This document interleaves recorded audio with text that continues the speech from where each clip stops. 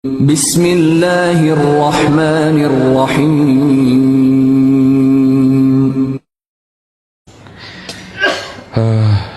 Sebetulnya mau menjelaskan tentang sebab-sebab munculnya bid'ah ini. Di antaranya berpegang teguh pada hadis-hadis dhaif atau palsu, itu munculnya bid'ah. Antum lihat saja, nggak mungkin bid'ah itu didukung dengan hadis, ayat atau hadis yang sahih. Kalau seandainya ada hadis yang sahih, pasti tafsirannya disimpangkan. Contoh dalil maulid, ketika Rasul ditanya, "Dzaka yaumun wulidtu fihi," hari Senin itu hari aku dilahirkan. Puasa Senin ya. Rasulullah ditanya tentang puasa hari Senin, "Dzaka yaumun wulidtu fihi." Itu. Contoh aja, memberi makan setelah kematian. Kan hadisnya tetangga-tetangga yang datang ngasih makan. Lah ini yang sudah sedih, sudah kena musibah, kambing tinggal satu, disembelih meneh karo mudin. Entek itu. Coba bayangkan. Makanya saya kadang-kadang mudin yang di kampung itu saya marahin. Ini mudin susah seneng untung terus. Ya seneng nikahan untung pasti. Ya nggak apa-apalah. Kamu untung nikahan untung. Ini susah juga untung. Itu kambing langsung ditanting, disembelih. Itu alasannya sodako. Masya Allah. Udah mayitnya susah. Kemarin mati utang banyak. Katanya sakit-sakitan, ngadepnya rumah keliru. Udah dirubah mati malahan. Itu kan orang Jawa itu naas, rumah itu kadang-kadang jadi naas. Wah ini salah ngadep rumahnya mas, udah diinger, dirubah, utangnya banyak, masya Allah.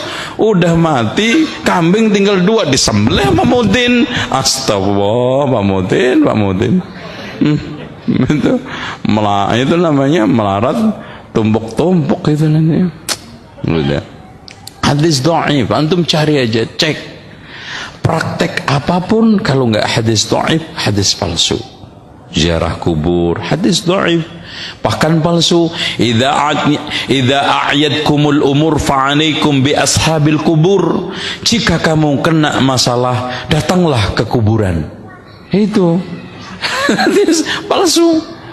Idza a'yadkumul umur, kalau kamu kesulitan menghadapi masalah, datanglah ke penghuni kuburan.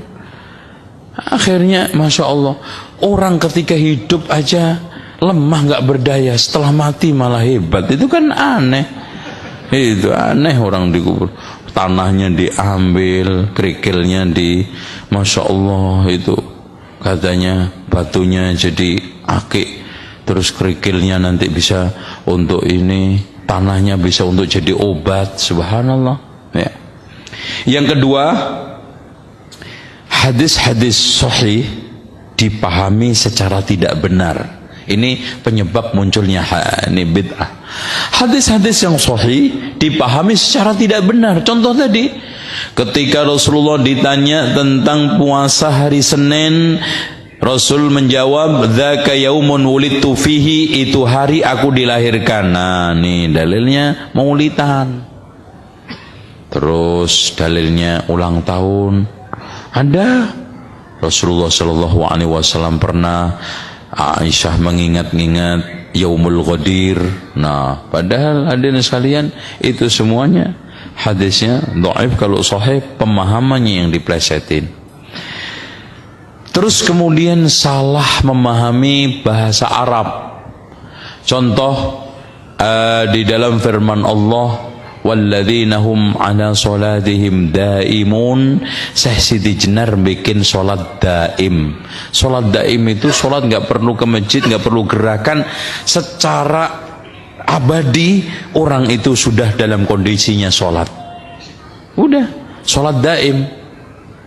Tidur sedang sholat ya, dan wudhu itu semuanya dikasih kiasan-kiasan, tafsiran-tafsiran, tayamum apa aja semua kayak kebatinan. Nanti kita kapan-kapan bahas tentang buku Fakta Baru Wali Songo, yang itu kita bahas ya sosok dan ajaran Syekh Siti Jenar.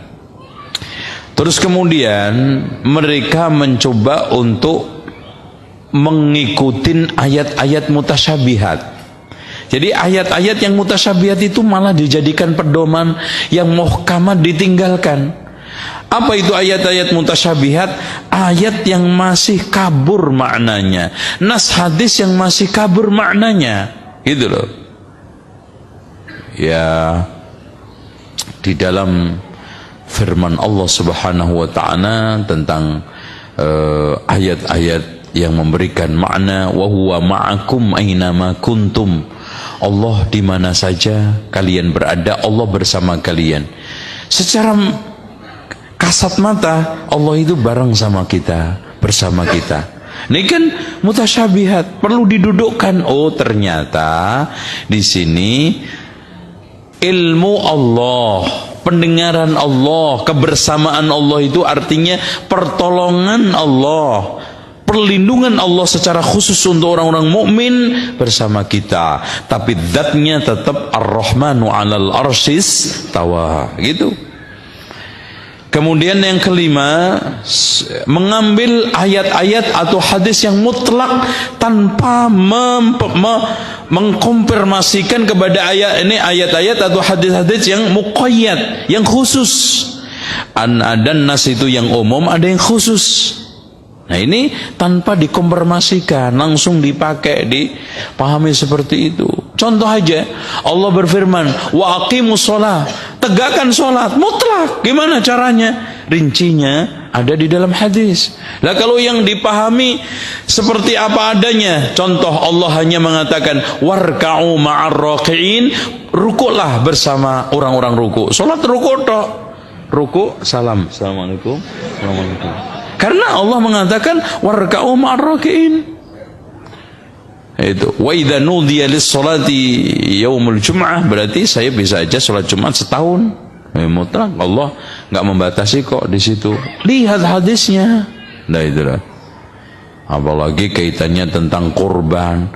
Allah menganjurkan kurban. Anak kurban apa aja boleh, cangkrek ya oleh.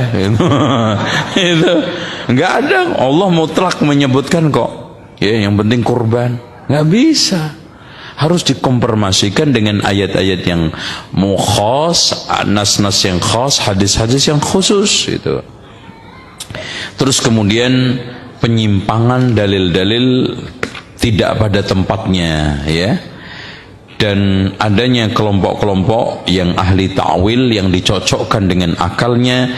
Dan yang terakhir, ghulu terhadap syekh atau tokoh. Ini menjadi sumber munculnya bid'ah.